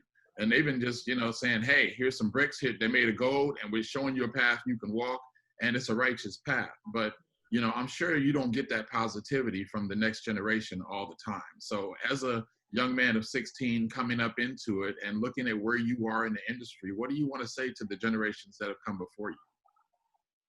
I'd say, truly, there's always going to be somebody that's unhappy with whatever it is you're doing. You can't please everybody. But I wouldn't say anything to them. I'll just show them. I'll just show them. And then they can take whatever they have to from that. I feel like I wouldn't have to say anything to them. Just put in that time, put in that work, and then I'll get what it's due, and they'll see it. Okay, I feel that. So, Josh, you was the last man on the block. Tell me something good about hip hop, man. 2020, we've been doing this a long time, and we're in the 3rd hour now, or we just finished the 3rd hour talking about this. And some of it's been funny, some of it's been fun. We talked about the history. It's been very nostalgic. A lot of negative, especially as we approach the business side. And that's what tonight was really about, more about the business side of this industry. Tell me something good about it, though. What do you see that's good in the industry? Because I want to believe, and this is just going to give the other 3 of you a heads up, I want to believe that you see something good, or you'd go sell life insurance or something. Right? You'd hang up your cleats and say, this is not for me. I don't want to continue this if all I see is the negative. So, Josh, what do you see positive in this industry, man? So one thing that we have not discussed at all last week or this week is the whole battle rap scene. You know, me personally, I love battle rap. It's grown to you know to incredible heights. There's some extremely talented cats out there, you know, ripping other Mhm. cats' heads off, and it's entertainment. I think at the highest level, man. You know, they've really taken this art form to a whole nother level. It's pretty amazing, man. And it's gotten to the point where like they even you know have like pay-per-views now. Like, and some of these cats are making money, man. Some of these cats are making 10 G's, 50 G's, 100 G's plus, you know, for one battle. I mean, just me personally, as someone who loves lyrics, who loves you know rhymes, it's incredible, man. The level of creativity that some of these cats illustrate, it's just it's next level stuff, man. And that's definitely something that a lot of times we overlook the whole battle rap scene. But it's me personally, I love the battle rap scene. I think it's lit, man, and I think it's something that really you know it needs a lot of attention, man. We need to really pay attention to these cats because you know we talk about a lot of these cats on the mainstream that are not really bringing it lyrically, right? If you look at these battle rappers, man, it's pretty insane, man. So me personally, that's one thing that I wanted to touch upon, and that's one thing that brings me a lot of hope because they're keeping the culture alive and they're really arguably you know helping move the culture forward when you know they're bringing this next level of rhyming, so to speak. Josh, that was real. And you pulled up a whole nother issue, man. You know, just this past week, there was some big press about Snoop Dogg and DMX doing battle rap, you know, type of thing. You know, that was big public news. We didn't even talk about that. I really want to hit back to that, but I don't want to lose the momentum. Verb, give me something good about what's happening in the industry. But we're gonna come back to that battle rap thing. Don't lose that. The good thing about the industry, I mean, it's making millionaires every day out of young cats that can definitely diversify those funds and hopefully do something great with it. So that's dope. Hip hop is still a culture that's breaking down a lot of barriers. You know, where it's worldwide. So even if you don't speak the same language, you can turn that music on and everybody can kind of rock to the same rhythm. You know, and that's always dope. And I've seen it, you know, firsthand. You know, with traveling and everything. And it's creating that outlet, man. You know, with all the stuff going on, things are haywire. You need that stress relief, and it's dope to be able to just go to a jam session and you know take it back to the basics of the mic check 1 2s and just rap and just get busy.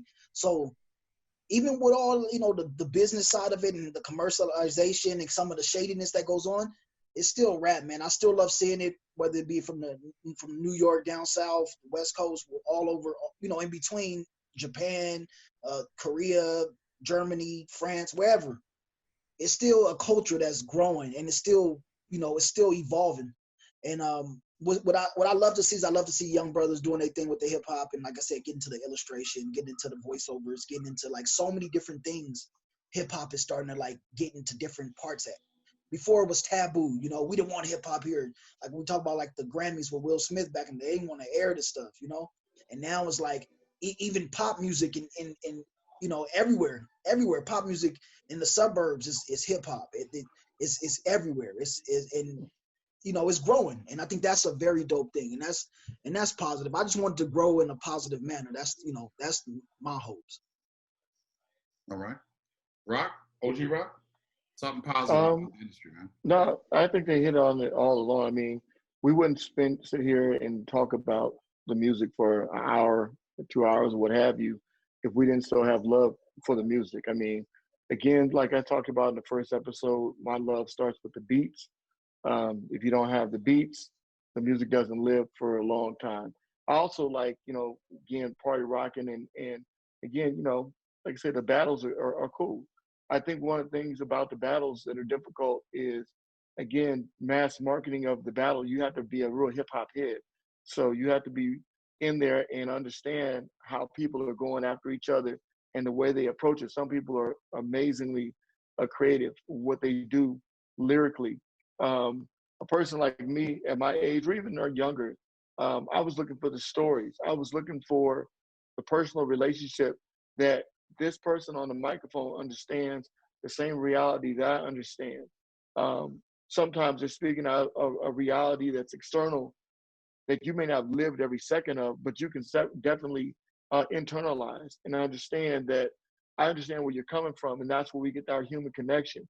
And I think that's really what made rap go worldwide. I think some of the artists, I mean, J. Cole does a good job with that. You know, I'm not the biggest J. Cole fan. My kids, again, turn me on to J. Cole. But again, when I listen to some of his songs, he's saying something. He's got something that hits me inside and goes, okay, I can get with that. You know, that's cool. Kendrick does the same thing for me. He has some songs that, like I said, wow, I would have came out with that song. It hits you right where you need to be hit. And it brings that joy, it brings the pain, it brings that full range of emotions. So again, we have some artists that are doing it and they're making connections. I just hope that we're able to keep, like I said before, the soul of the music with the people. Because like I say, again, what was pop music, when you look at, you know, early 80s, Black music is now pop music. And some of the soul has been lost, literally, from the music. It's just kind of plain. So there are some people bringing it right now. And like I said, we hope we get more airtime for those people and more exposure for those people to uplift the whole genre. I like that. I like that. Big Bad Racky, what do you think? What's positive about the industry today? Similar to what Rock said, I feel like just the music itself, it holds so much feeling and so many memories and so much energy can be stored inside the music. Music is something that, you know, a song from 20 years ago could still be relevant today and it could still hit you a certain way. So I feel like music is something that is forever living. So rap music in itself, I feel like it can't die. It's going to forever evolve and forever change. It's going to continue to change. I also hope it just changes in a good way also, you know. I'm really into the production and the sound. Like I feel like the quality of it, production wise, the mixes and everything is definitely at its peak and it's still getting better. So I'm excited to see what's to come in the future.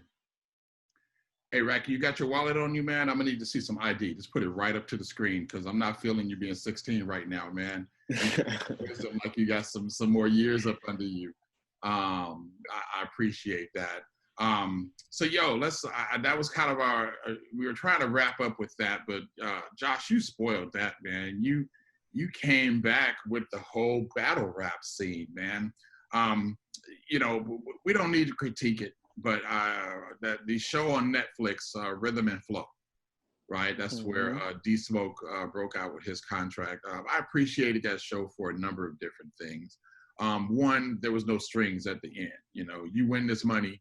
Hopefully you use this money to do something with it musically in the industry, but you know, you're not tied to a contract. We're not trying to sign you.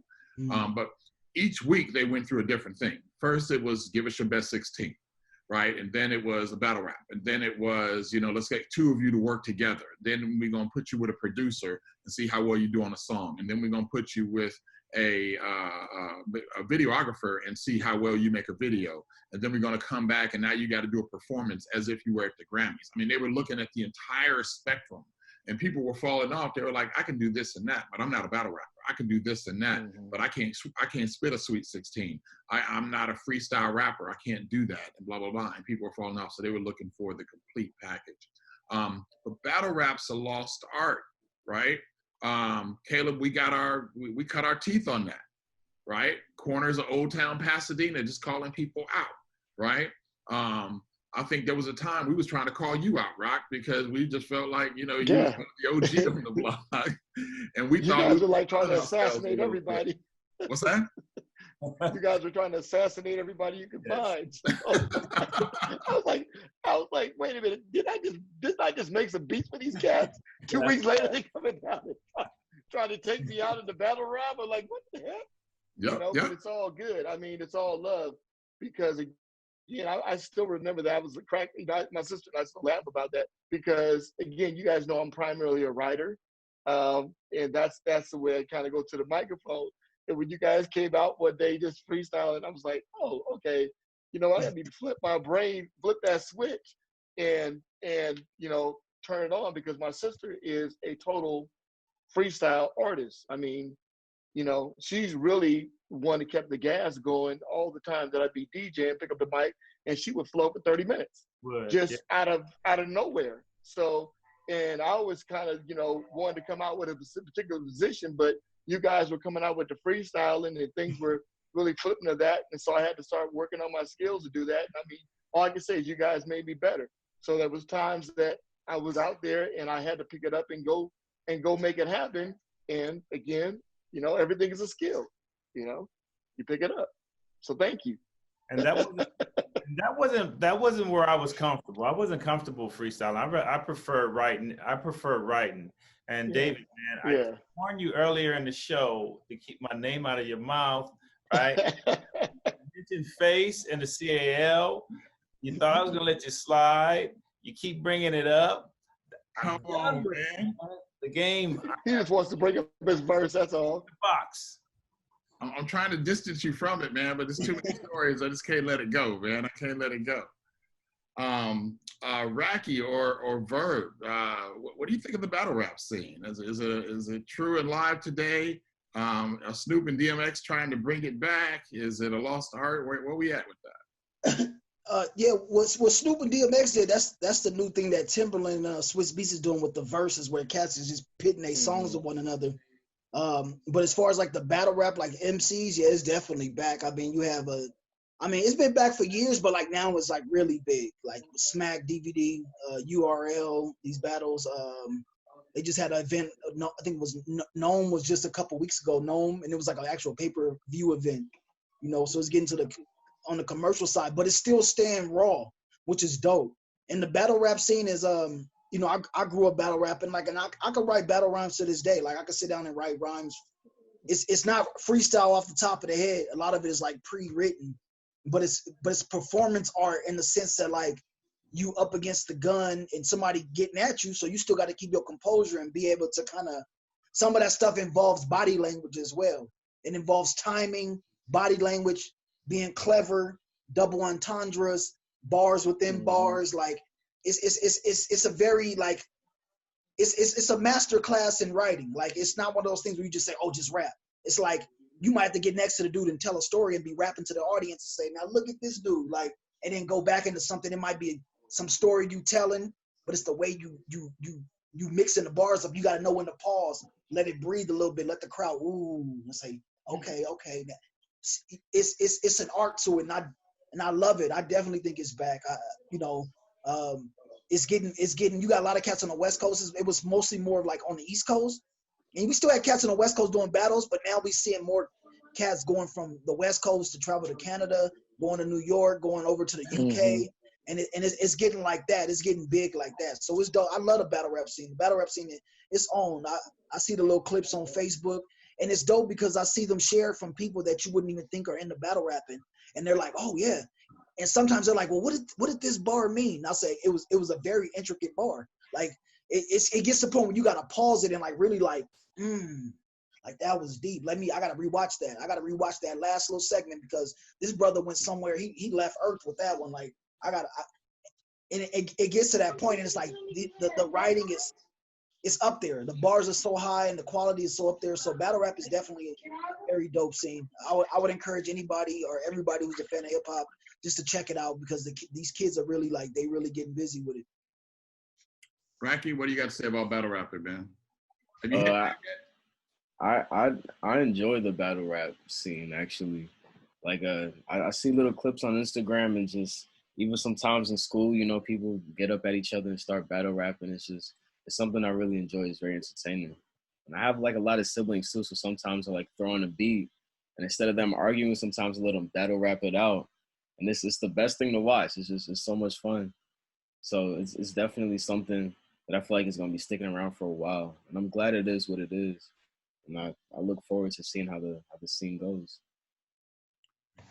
All right. Now, Caleb, I'm not going to tell your story, but go ahead, man. What's you said keep your name out my mouth. So look, Caleb got chewed up. What you got chewed up, Caleb? No, nothing like that. Just, you know, how you feel about battle rapping. I mean, we came up through that, so. Yeah, it's real. No, man, I think it has its place, man. I think that young MCs, man, they could learn a lot from just the history of hip hop. If they Big Bad Rocky, man, he seems to have a good foundation. He seems to have a good understanding of of where hip hop came from, right, and the history of it. Where I wouldn't say that for all the rappers that are hip hop artists that are out there today. And so battle rapping is where it started, really. I mean, if as early in the early '80s,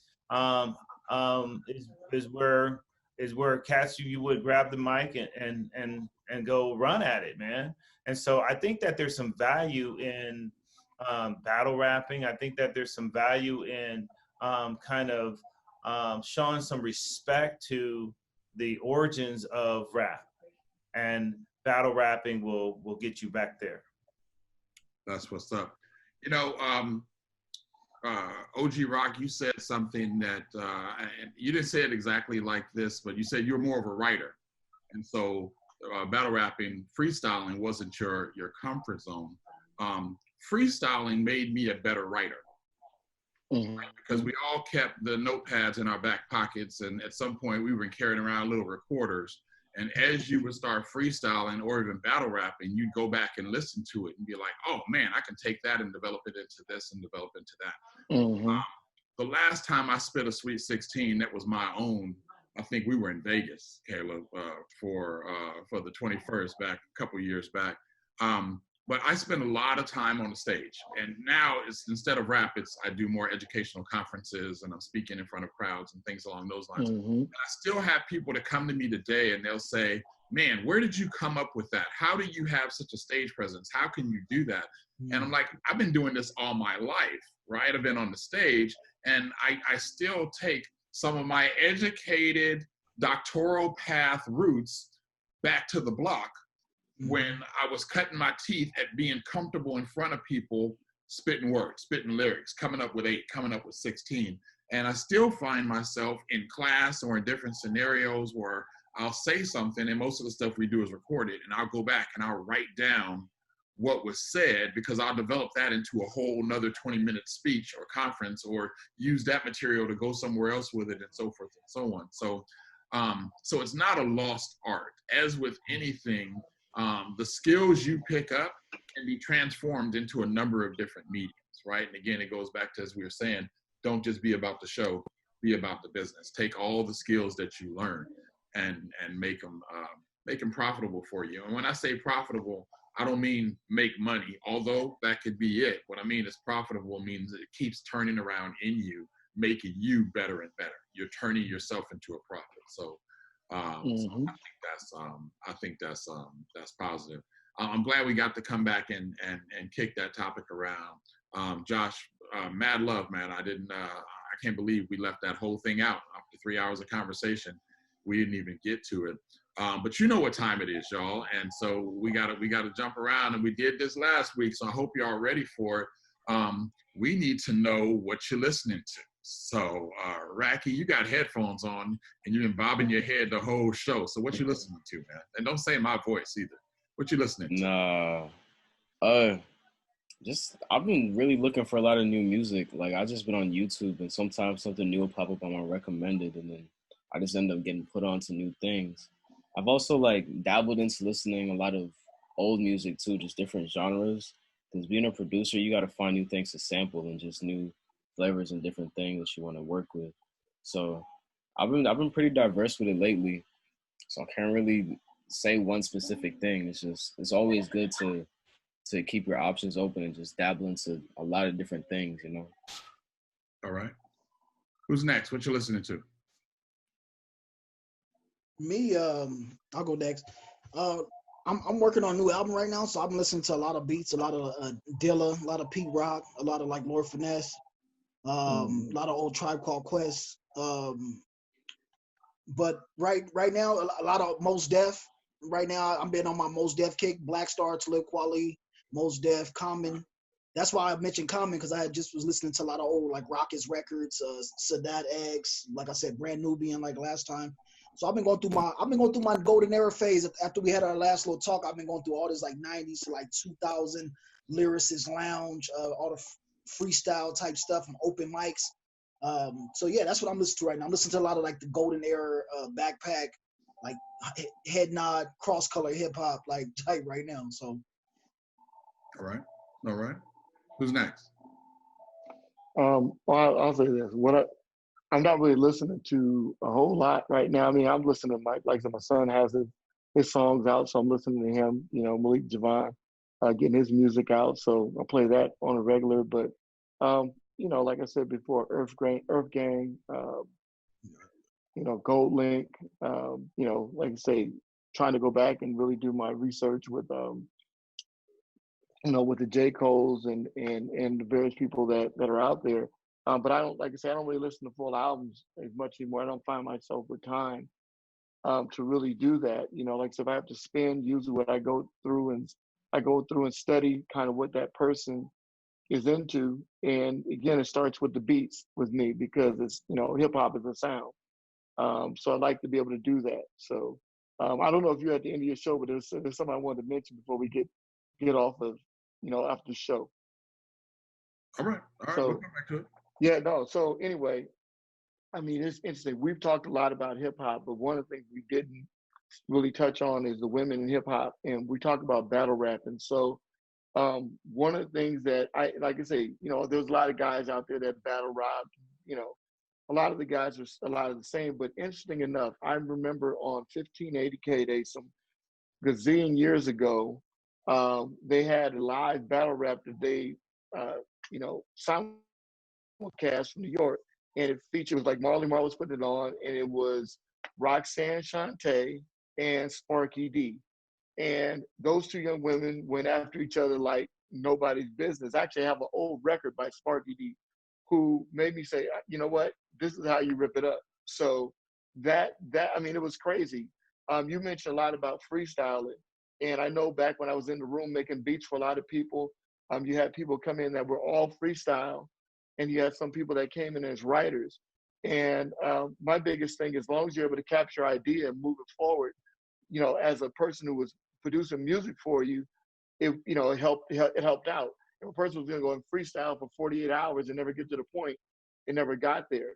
But there was, you know, I was going to say this as far as freestylers from the neighborhood. Another person that just was amazing with freestyling was Sweet Tooth, which is, I'm trying to think of his real name now, but his sister Vanessa Moore is actually the person who I still give myself credit for is turning me into a real DJ, because I was, you know, Dr. Ice, Mr. Scratch It Up guy back in the day, right? So, you know, that's what music was back in the day. So you come on and as DJ, you were just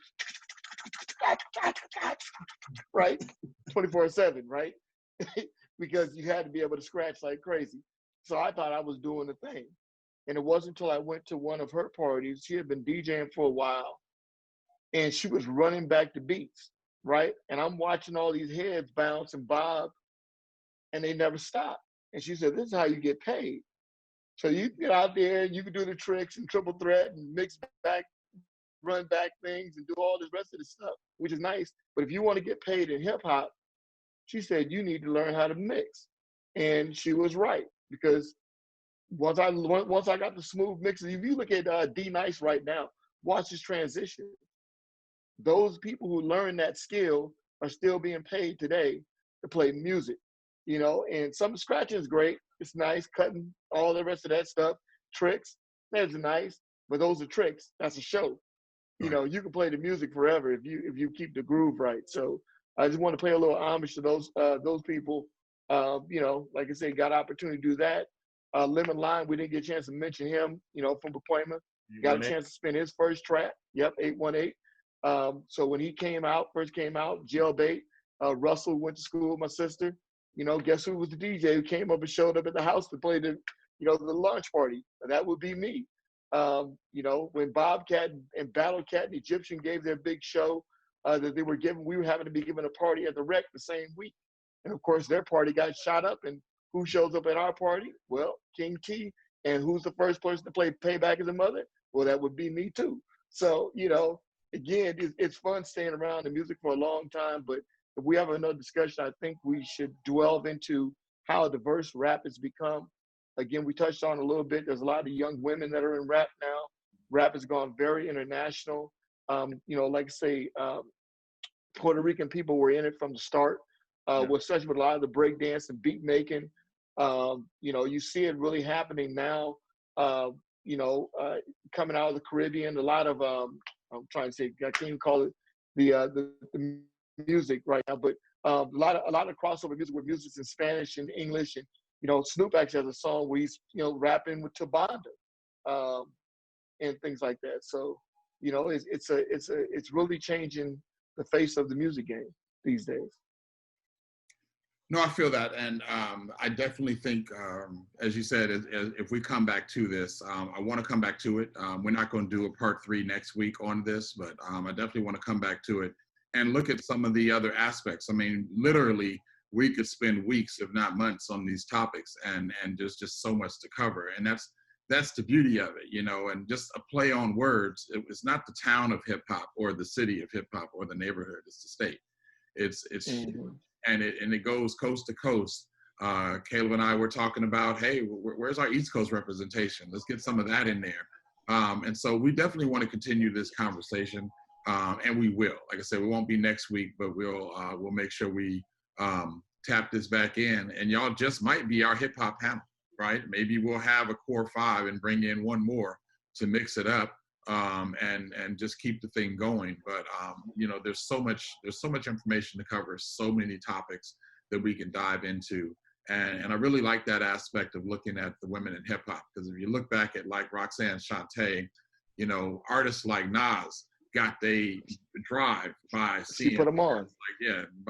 like Roxanne Shante, and they were just battle rapping, right, up there making money because they could do a rap better than somebody else and so forth. And so it was an original currency, an original way to make money, and it was better than killing each other, right? It was, I can out rhyme you, I can do this, that, and the other, and I can show you up.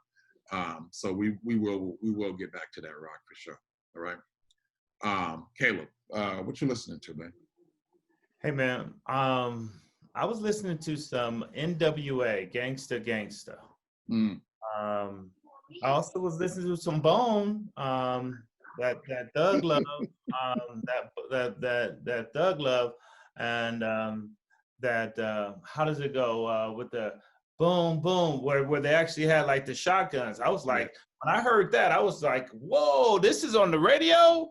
They got shotguns going off on the radio. I couldn't believe it, man. So I heard that this week, and it reminded me of what I felt, and then. I threw in some NWA just to kind of hear some Cube, run some bars, man. I wanted to say this about the ladies, man. A lot of cats or young cats probably don't even realize, like, Queen Latifah was a rap artist, like would be considered one of the pioneers as far as the ladies, right? And she's so far removed from the rap industry now, they wouldn't even know it. They would have to go do those crates, Rock, to be able to find some of her music. Hey, MC Lyte, the Brat.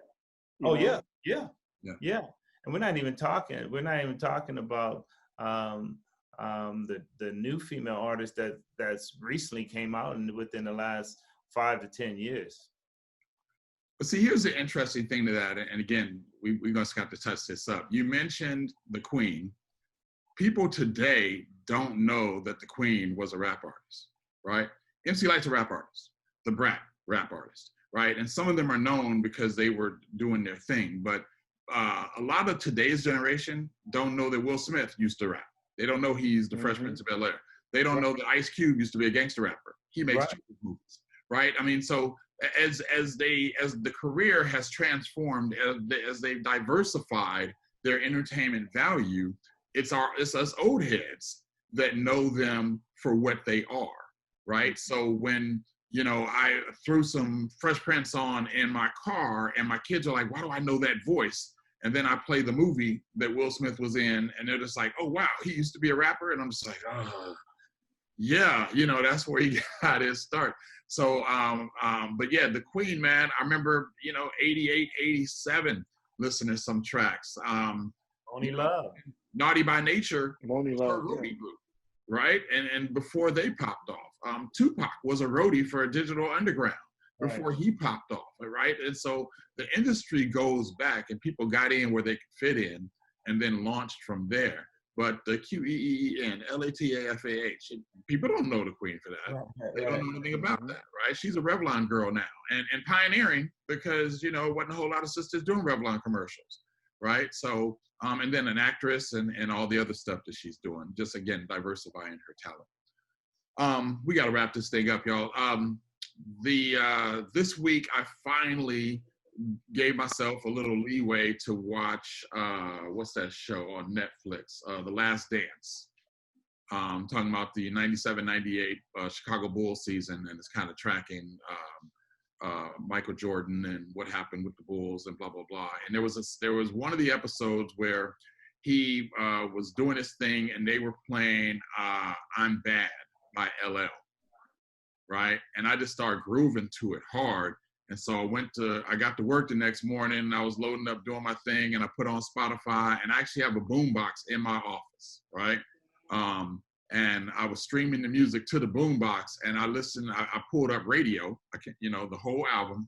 I was like, where's I'm Bad? I'm waiting for it to come on. It took me a day and a half to realize that was his second album, Bigger and Deffer. But I've been rocking radio, man, just that whole album and pulling tracks off of that, and just like, man, the original, when LL came out, and that's what, 86, 87, if not 85, Yeah. when Crush Groove come out, right? So whenever that was, yeah, that was some big. Crush Groove was like 1986. Yeah. 1986, and come out, rock, like say, Dear Yvette was my song. Yeah. Yo, Yvette, there's a lot of rumors going around, Around. And so I'm in my office just, knocking it out, and people walking by, they be like, is that a boombox? It is. That's exactly what it is. So anyway, been rocking some LL Cool J, and we'll see what next week brings. Like I said, we got to wrap this thing up, man. Tonight's show was a little different than the first one. We spent a lot of time on the business. I think that was excellent. Kayla, what do you think? Break down the show for us, and I'll close it out. My takeaway is that really we have some OGs that are still breathing and young cats willing to listen. And from this dialogue, from this conversation, it was very, very educational for me. I just want to, thank you guys for blessing us with the knowledge and sharing your experiences and speaking, candidly about the music and the culture that I love, the hip hop and rap music. I thought that I knew a lot about hip hop and rap going into this podcast, but you guys really educated me, and I appreciate that. You guys are still doing it. You guys have unlimited potential, right?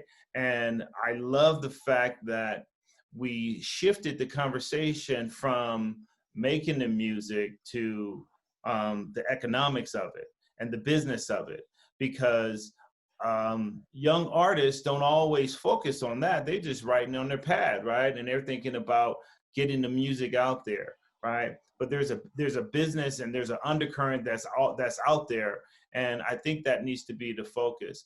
I love the fact that I heard so much respect given to the history of hip hop, the history of rap, and where it started. I love the fact that you all tied in and wove in the so many artists that I had forgotten about, right? And there's so many other artists out there that we failed to mention as we just started highlighting the females of hip hop and rap.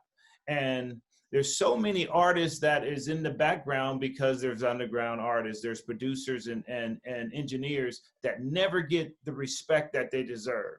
And so I just want to just thank you guys for just bringing all of it to the forefront and blessing us with your presence. Ditto, and ditto. I couldn't have said it better, Caleb. You guys have truly been a blessing for us, and I really mean that. You know, we're gonna check the calendar real quick and see if, when we can just pick it up. And I think from this point, you know, maybe we'll do a smaller segment. Just let's look at the ladies of hip hop, right? And let's talk about that. Let's look at hip hop through, you know, some generations. You know, what have we seen here? What have we seen there? What have we seen coming up? Kind of some of those areas we touched on with a little seasoning today, but we didn't really get to add any flavor to it. So I promise you guys that will come up. I hope it's tough bringing up everyone's schedule at the same time. But if you guys are willing and we're willing, we can definitely make it happen to get us all together. And like I said, maybe we'll have a surprise hit, somebody to add the mix up to it as well. Just to keep the conversation fresh. So thank you guys, and thank all of you for tuning in with us. You have been spending the last little bit with the brothers from the 818. Myself is Dave, you guys know, and here with my man Caleb. We want to thank our special guest tonight, Big Josh, Big Bad Rocky, Bird, the action word, and DJ OG Rock. From the block. We just appreciate all of y'all for spending some time with us tonight. Brothers from the 818 can be tracked on Instagram at Brothers from the 818, on Twitter at 818 Brothers. We're on YouTube. You know that because you're watching it now. We're also streaming on a number of music channels. That's Apple Music, Google Music, Spotify, and maybe 6 or 7 others that is out there streaming. We appreciate all of your support. Click that like button if you're watching, and make sure you click that subscribe button so every Wednesday morning you'll get a little ding, and that'll let you know that we got some more podcast information for you. We just thank you guys for tuning in with us, and like we always say, if you guys are willing to show up, we're willing to show up and bring you the latest and whatever's happening in the buzz, whether we're talking about hip hop or politics or education, whatever the subject matter of it is. So we appreciate you guys being with us. And without any further ado, we just want to wish you guys a blessed night and say peace out. We're gone. Thanks, you guys. All right. Take care, man. All right.